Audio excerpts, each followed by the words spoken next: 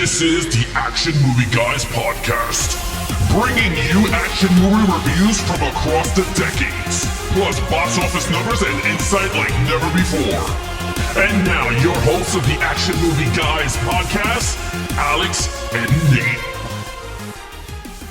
What's up, everyone? Welcome to episode number 328 of the Action Movie Guys podcast. I'm your host, Nate, and this is my co-host, Alex Figueroa. And we are once again joined by our other temporary member. You know him, you love him. Pop Culture 33 is where you could find him. Evan, say hello to everybody. Hello. There you go. That's his new intro from now on.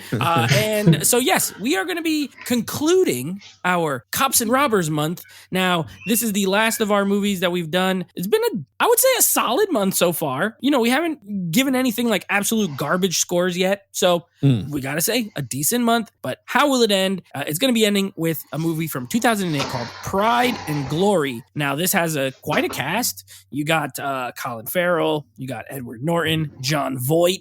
Okay, and then a bunch of good character actors like Frank Grillo and Shea Whigham and that other guy. So yeah, you get like a lot of people in it. Oh, Bella's in this. Yeah, the other lady. So a solid cast, directed by Gavin O'Connor. Now, before we start, you know, I always like to ask Alex, have you seen and or heard of this film before this? No, never heard of it. Never even thought this existed. So yeah, never knew it was. Okay, Evan, Same question. Had you seen it or knew of it? I saw it in the theater because it starred two of my favorite actors. So I like Colin Farrell and I like Edward Norton. So when you put those two together, I said, I'm going to be there. There you go. Okay. And I too saw this at the theater back in 2008 when I was just a young whippersnapper of 21 years old. And now, second time watching it. This is it. I haven't seen it in 16 years. You don't know how many movies I own that I saw it at the theater, bought it, and then never watched it again. I have a lot of them. This is one of them. So let's get into it. Before we do, Rotten Tomato scores. This was a rough week. Sum of All Fears was low. These are even lower. Well, the audience score is the same as that, 49%. But the critic score on this bad boy, 35%. Now, that's not always telling, because you remember 21 Bridges had a pretty low score, and we enjoyed that one for the most part. So 35 and 49, do any of you guys find those numbers surprising, low, high, or maybe spot on? No, I'm not surprised with this. Not surprised at all with the film. Nope. Nope. Okay. Well, you know what? Let's just jump into it. So we're gonna go ahead and get into it. This is a New York cop movie. I'm a sucker for a good New York cop movie. Our lead character, he's gonna be Ray Tierney, played by, I think, the great Edward Norton. I also, Evan, like you, am a fan. I'm gonna let you go first since you're a fan of his and he made you go to the theater to see this. What did you think? I actually like this character. I feel like we get to know him throughout the movie. We get told some stuff, but we get some stuff revealed, which I feel like sometimes in cops movies, you don't actually get reveals. You get pretty much told who they are, and then they just play into that character of what we've been told. But this is the one where I felt like Edward Norton, we're going to get one side, and he goes, because the way he looks, the way you're going to get, but then we end up getting a different side of this person, and then the middle ground, and part of the family, because it's a cop dynasty. So Jon Voight's his dad, his brother's a cop, his sister Mary's a cop. So it's all intertwined. But I really liked this character. I felt I understood his emotions and why he chose certain things. And so I gave him a 4. He wasn't perfect, but he wasn't terrible. I really liked him. All right, a 4 from Evan. Alex, what'd you think? I give him a 4 also. I thought he was great. I like the character a lot. Evan said everything. I mean, the only thing I could throw in is that I like he was by the book. He didn't care he just wanted to get his job done. And I like characters like that when you go against the yin and the yang. So with that, yeah, he was great. Ed Norton's a great actor. Still think he should have continued being Bruce Banner, but that's just me. But yeah, other than that, yeah, I gave him a 4. Yeah, I think we're all in the same boat here. You know, Alex, we've talked about it on some of these episodes. I do like a good cop movie where it's like rated R, it's hard R, lots of cursing and blood and violence in it. But the cop just, you know, there got to be one that's not dirty that you can like root for and relate to. Mm-hmm. And he, like you said, he's by the book, but at the same time, and this is the reason I gave him a 4, is, you know, Evan, you're right. They set him up like he has a scar on his face. So they set him up like he's going to be some kind of, you know, like he might be, have some things and some skeletons that are, you know, he's actually bad or something. But then when they get to the interview with like the internal affairs and he's like, I'm not telling y'all what happened. You know what I mean? Because at the end of the day, he's in a tough spot because it's also his family. He knows that's his wife's husband, you know? And he's like, I didn't shoot him, but I'm not going to say anything else. I'm just going to leave it at that. And I was like, dang, you know, he's got a loyalty to him while still not just, taking the blame or ratting out his brother. He could have been like, yeah, he did it. And this is what happened. But he didn't. I thought he was complex in that regard. Plus, I just love at the end when he just squares up with Colin Farrell. He just like goes to the bar and he's like, we're just going to fight then. And whoever wins, that's who wins. You know what I mean? So I did like him as well. I wish he was in it more. There's not like a long stretches where he goes away. And I was like, I liked following him in the investigation of what was happening. This is like an investigation movie, so I would have liked to have been with him a little more, but it's okay. 4. All right. Now, main villain. Now, this is one of those movies where there is a lot of bad cops, crooked cops. Ultimately, Colin Farrell's Jimmy Egan is the main antagonist. Alex, what did you think? Okay.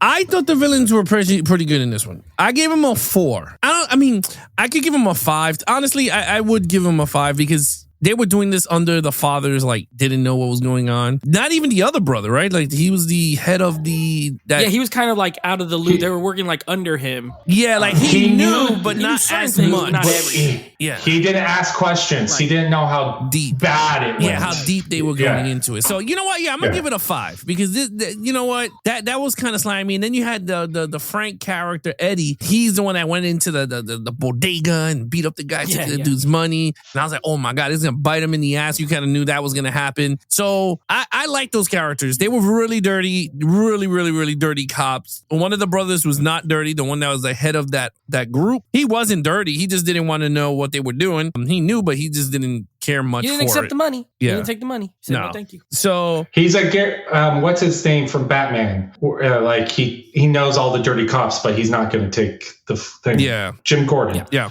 Yeah, he's like Jim. So I don't know. At the end of the day, I was like, you know what? This was actually had a solid bad guys in the film. Colin Farrell to me was like the main dude, Jimmy. I thought he was really good as Jimmy. And you know what? I understand why they got him as Penguin because he's actually really good in that role, that dirty cop role. So I gave him a 5. I switched it. I gave it a 5. Nice. Okay, an on-the-fly switch. Evan, what do you got? I gave him a 4, and the only reason is that I downgraded the villain is not because of Colin Farrell. Colin Farrell, when he takes the baby in the iron, pure evil, pure disgusting. This guy's going to do whatever. It was disgusting. To me, it was the ending of his 2 other guys with that scene, and the guy goes crazy and he goes, I'm going to kill him. I see what they were doing, but it also doesn't make sense to me. Like that guy who goes in and says, I'm now going to kill this guy. Let me out. Where is he going to go? That's not what I feel that's what the guy who gets shot would have done. Right. Not that character. I think if they were to reverse the roles, I would have believed that scene a little bit more. And so that's why I knocked off a point where I'm I felt like you switched the craziness of the character because the guy was so calm and cool in the car. Don't go in there. Oh no, now you've done that. Now I'm going to take hostages. Why would you do that? I would see where he's going to go. I need to figure this out. How am I going to get out of this, set the scene? No, he takes hostages. So it doesn't, that's why I knocked off a point, but they're good. Yeah. They're bad villains. Yeah, I'm right with you guys. I gave him a 4 too. Colin Farrell. I always liked Colin Farrell. I remember I got into a discussion one time with somebody, I've been a fan of his for a long, since Minority Report. I always liked him. Tigerland. Yeah. I always liked him. I know someone who was no, just doesn't like, and I'm like, I don't know why, but I've always liked him. So even in this, there's a couple scenes I like a lot. I love the scene with him and the Spanish kid in his backyard when the kid comes to his house. Mm-hmm. I love that whole scene. Also like when he's speaking Spanish and he says, get out of here with your jungle language. It makes me laugh. It's pretty racist, but I'm Hispanic. So I don't know. I thought it was kind of funny because he says it twice. It's like if you didn't hear him the first time, he repeats it. I also love, I don't know why, but I love the scene when Edward Norton shows up when they finally get that Tezo guy and they're killing him. They're jamming that wood thing down his throat. And he first walks up. He's like, we got him. We got him, Ray. We got him. He's just acting like, you don't want to go in. Yep, we got him. Don't worry about it. Look, we got him. And then he takes his gun and then he shoots him and he gives his gun back. And I'm like, oh, he just set them all up. And then he's with his fake nonsense in the interview. He's like, he shot him. Ray shot him. I was like, he's so slimy. I actually hate him. But I agree, as a unit, I don't like that ending for Shea Wiggum and Frank Grillo's character. For them to have done all that stuff and keep everything quiet, and, you know, besides John Ortiz, who gets fired and then shoots himself in that guy's car, it didn't ring true all the way. That's the only reason I gave him a 4 also. And also a 4 for Colin Farrell, because he gets beat up by Edward Norton at the end and just gets arrested and then killed by a mob, like Halloween style, like Michael Myers. So a little weak sauce at the very end, but still very good. Very good. I think the character's the best part of this movie. So, okay, here we go. Action scenes. Evan, what do you got? I felt we got teased. I mean, anytime we're about to get something, a gun just shows off and ends it. There's really not much action scenes. We don't get any cop chases. We don't get... I can't think of anything that truly is besides the fight with Edward Norton and Colin Farrell. Like, we get teased with it, but we never get shown it. Like, you know what I mean? Like, we don't see him catch the bad guy. We see him already beating up the bad guy. We see a guy put a potato on a gun and shoot a guy because somehow that's going to be a silencer. I don't know how that's going to work out. Like, any kind of act. So there's not much. So, and I literally followed this up with Some of Our Fears, and I gave that a 2 based off of like the little low action. So I'm going to follow that up with a 2. I gave it a 2. So there you go. Fair enough. All right, Alex, very interested to hear your take on this. Yeah, I gave this shit a 1.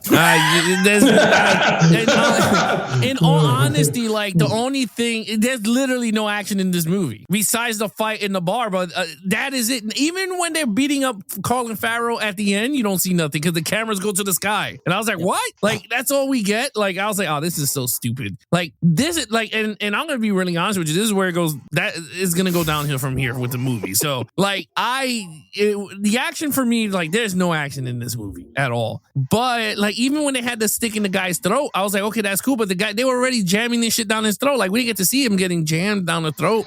And when he did take the gun, that sounds so bad. It might be for the best if we didn't see him getting jammed down the throat. Yeah, like, I mean, and then, you know, and then when Colin Farrell takes his gun and shoots him, I was like, whoa, that's a douche move. And then he punches him in the face. Then the two guys grab him, and I'm like, you not see. And that scene, I felt like I was like, man, if that was me in that situation, I would have shot one in the leg and the other one in the leg and be like, yo, arrest all 3 of them, because I would have been like, hell no, we're not leaving this. Like, I'm the one who shot this dude. Like, I'm not a sucker. But yeah, I give it a 1. Yeah. So that part, the potato part, cracks me up because this dude's just yelling like basic Spanish stuff. And he's just like, bring me a potato. And I don't know why it makes me laugh every time. Like, what the heck does he need a potato for? And then he's a silencer. You guys both said it. I gave this a 1. There's nothing. There's after the fact violence, and there's the bar fight. And you see a lot of dead people. You know, like, they could have shown that opening scene where the cops get killed and the whole thing goes wrong, but nope, we show up there already. They also play football. We got a big football, like, the most action was a football game. Yeah, I will say, this could have been saved. Let's say that last fight in the bar, if they did like, what's the movie? They Live, where Keith David and Roddy Piper fight for like 20 minutes. Oh, yeah. If that fight was like 5 minutes long, and they were just, then I would have gave it a higher score. It's not. It's like 2 minutes, they fight, and then he hits him in the head with the pool cue, and then all of a sudden they come out, or not the pool cue, the cue ball, whatever, and then they come outside and he's arrested. And then the mob, like you said, the mob beats him up, and they don't really like, it's not that graphic. So I gave it a 1. I remember there being more action in this movie, but I guess I would maybe mix it up with a different movie. I don't know. Because there's not. There's none. Okay. Storyline, Alex. Okay. This storyline was all over the place. I'm going to be honest with you. This movie was fucking boring. I was bored with this movie.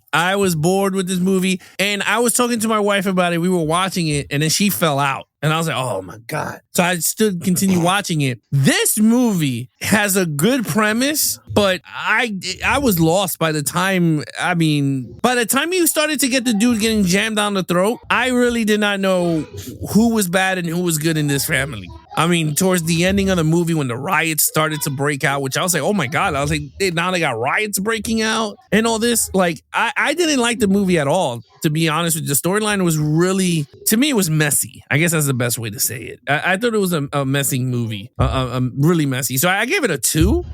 for decent, but yeah, I wasn't too thrilled with the movie. I like the premise. I thought it would have been a way better told. But I mean, if you really look at the timeline, he grabs the gun. They're still family, and then all the brothers were like, "Oh, please don't do this, don't do that." And I'm like, "Oh, come on!" Like, Yeah. like in reality, like really. But yeah, I give it a 2. Hey, fair enough. All right, Evan, what do you got? I guess I watched a different movie. I actually liked the storyline. I liked how things were revealed. I didn't get the same speech that we've got in the cop movies where you go, I'm doing this because, I need retirement. My men need, we didn't get no speech of that. They're just doing it. We don't know why we're doing it, but it was a plan and it kind of laid out and we got to discover it. And I guess I see what Alex could say. It's messy because there's no one spot in the movie where it says, this is why we're doing it. You just get little pieces of it and we're never going to get like the full why, but we just know it happened. And I think I like that aspect of it. I ended up liking the family aspect of it and, the brothers fighting and who's doing what and why and how the father is driving the two brothers apart. Like the older brother has to be good and try and move to the top because for some reason the father loves the other son and thinks that he could do no wrong. And he's done wrong. He's not moving up the line, but man, he should be. And so we kind of see the duality of those two brothers. I ended up giving it a 4. I liked it. I really enjoyed it. So I was kind of on the opposite side. Hey, I like it. That's the fun thing about doing a podcast like this. Sometimes you like it. The other person hates it. So I'm the tiebreaker, I guess. And I'm going to be honest, I was disappointed with this movie. I remember liking this more than when I watched it this time. I'll agree with Evan in this. I like the bones of this movie. Like I like the overall ideas, right? I like the family dynamic, the fact that it's a father, 2 sons, and then a stepson. You know what I mean? I like the family stuff, and I like the the cops, crooked cops, with the one that's got to investigate them, and that whole thing of like, do I do this to my brother-in-law or do I not? I agree with Alex in that I don't think the execution was great. I think it gets bored. I was also bored a number of times. I don't like that Edward Norton goes off and you don't even know what he's doing for like long stretches. And you know what this felt like to me? A TV show. This felt like NYPD episode. Blue, like 5-episode arc. This should have been either a miniseries or some sort of like TV thing because it's a little over 2 hours and they do wrap like these could have been stretched out. The investigation part of it, these cops, how crooked they are. What I could totally see this being a show, but as a movie, it feels both slow and rushed. Somehow, like by the end of it, like what, okay, whatever. So I don't know. I wasn't crazy about it. Could see your points, both of you. I gave it a 2 as well. I wasn't crazy about it. So 2 for me, 4 for Evan. He enjoyed it. 2 for Alex. All right. Overall, Evan, what do you got? I'm going to end up with a 4 again. I don't know if it's maybe 1. It could be, I love Colin Farrell, I love Edward Norton. So you have these 2 in it. I don't know if I'm a sucker for that, how well they act. Like really, even in bad movies, these 2 shine, I feel, as they do well. But maybe I was thinking, maybe it was just because it was different than the other movies we watched and it just felt refreshing for me. Sure. And so I might have given it a higher score because I don't plan on rewatching this anytime soon, but I didn't not like it. So I ended up with a 4, but I probably should be at a 3, but probably with Edward Norton's performance, I probably bumped it up because I really thought he did well in this movie. So that's where I ended up. Hey, whatever works for you. You enjoyed it. A 4 for Evan. Alex, what do you got? Okay, so when it comes to, I totally understand what you're talking about, Evan. Ed Norton is really good in this movie. I think he's really good. I think they're all good. I'm not saying that the acting is horrible in this movie. The acting throughout everybody was good. The family aspect of the film was really good. When they're having Thanksgiving or Christmas together, that is all good. They filling that all up to make you go, oh wow, they're really knit close together and all this. And then all of a sudden, this one investigation and the father forces Ed Norton to come back to work and this thing, and then it just goes spiraling down the hill, right? I just don't like the from the point A to point B storyline. I did not like the way it went. I agree with Nate. This thing, I was just like, man, 45 minutes in this movie, I was like, I'm really like, my eyes started to be drowsy. I was like, oh man. Then there's certain points that I woke up again where, he had the iron to the baby, which I was like, holy shit, like that is, crazy. But then after that, that's pretty much it. Like, I was just like, oh, so I wanted the movie to be better. Again, I like these type of storylines, but look at the way Street Kings is, right? Street Kings is similar to this. They're not family, but it kind of had the same feel, right? Keanu Reeves and Ed Norton was the same type of character. He had to, in terms of cops, they threw him in the middle of all this. He knew what was going on. Well, this one, Keanu Reeves didn't. Oh, the same shit that he didn't know what was going on either with the money. So I don't know. Is it two different style of movies? Similar. One was executed for me was way better than this one. This one's just a lengthier version, and I was bored. So I gave it a 2. I thought it was a decent movie. I don't think I'm revisiting this one. Again. But yeah, so a 4 from Evan, a 2 from Alex. You know what? I actually, on this one, I fall right in the middle. I gave it a 3 because even though I don't love the storyline and there's no action to be seen, I agree with Evan in that I think the acting and the characters make it watchable for me. Like I really like Colin Farrell in this movie a lot. Yeah, he's good. He's really good. And I like Edward Norton. I even like John Voight in kind of the smaller role as the dad. I think he's good. So good acting will make a movie passable for me if other stuff is not that good. On top of that, I love the setting. I love the New York, and it looks like they filmed a lot in New York, which is which is good. Yep. So I love the setting of it. I love the characters. I love the acting in it, and those things. And I like the direction. I actually like the way he directs. There's like a lot of handheld stuff in this that he does, which is cool. The story brings it for me. The way the story is told keeps it a little lower, but I still give it a 3. I think it's a decent movie. I think I liked it better when I was younger, but now I still think it's decent. Will I watch it again soon? Probably not. But I didn't hate it or anything like that. All right, so 2, 3, 4. All right, what is your total points? Alex, what do you have? Carry the 4. 14. 14 out of a 25. Yeah. All right, and Evan, what do you got?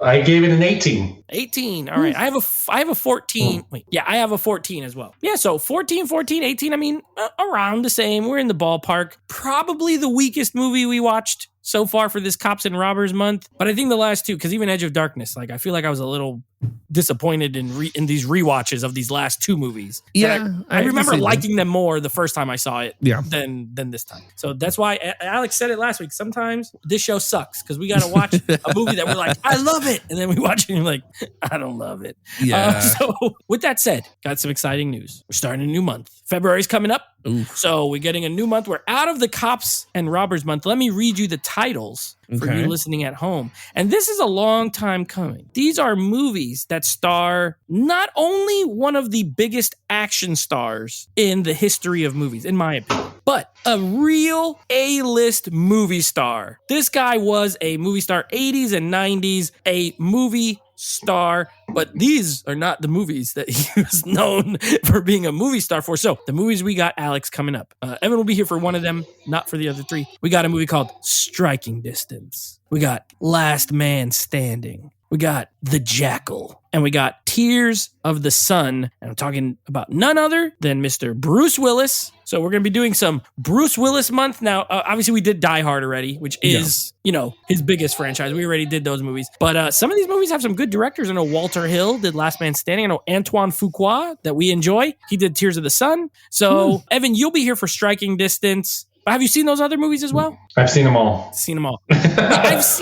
I've not seen Striking Distance. That's the only one. So this will be a first time watch. But the rest, I love Bruce Willis. So I'm looking forward to watching these movies. And then, of course, next week as well, Jack Ryan, Shadow Recruit. We will wrap up the Jack Ryan franchise. Evan will be here for that. So just that's what we got coming up next week. Well, it's kind of funny. So read me the names again, the Bruce Willis movies we're doing. Striking Distance. Last Man Standing. Okay, that one I might have seen. Last Man Standing I never seen. Okay, and Last Man Standing is a version of Yojimbo. It's the same story as Yojimbo. Yeah, I didn't see that one. Okay, and then you have The Jackal. Never saw it. Okay, and then Tears of the Sun. Never saw it. And funny story about The Jackal, it's a Bruce Willis movie, but he's the bad guy in it. So, usually when we do the theme months, like they're the hero, but in that movie, he's bad. Richard Gere is actually the main good guy in the movie. So, and Jack Jack Black's in it. And Jack Black is in it, and something happens to him, and that's all I'll say since you haven't seen it. And the Jackal is actually based off of a true assassin. I think you're gonna like that. Alex likes those. It's like he's an assassin, Bruce Willis. Assassin. So, if you want to know, the Bourne Identity book, the Jackal is chasing Jason Bourne. Oh, okay. Spin-off action, kind of. Yeah, so technically Bruce Willis is playing that character, that same, because they're based off of the same character in real life. So he's after Matt Damon. I like that. Yeah. Not in the movie The Jackal. Not I think it came out before. No. 1997. Oh, 90s, baby. It was pre-born. But that's kind of cool. He's a book character. Oh, nice. Sidney Poitier is also in it. So we're at a little class to the as well. So that's what we got coming up for Bruce Willis month. And then next week, I will let you guys know what our next franchise is. And I'm just going to put it this way. It is a huge it's a mega franchise that we're going to be starting. So I think it is a mega. It's a mega. It's an all-time. It's like an all-time franchise. Well, I've been waiting for that one. 300 something episodes. We finally get to it.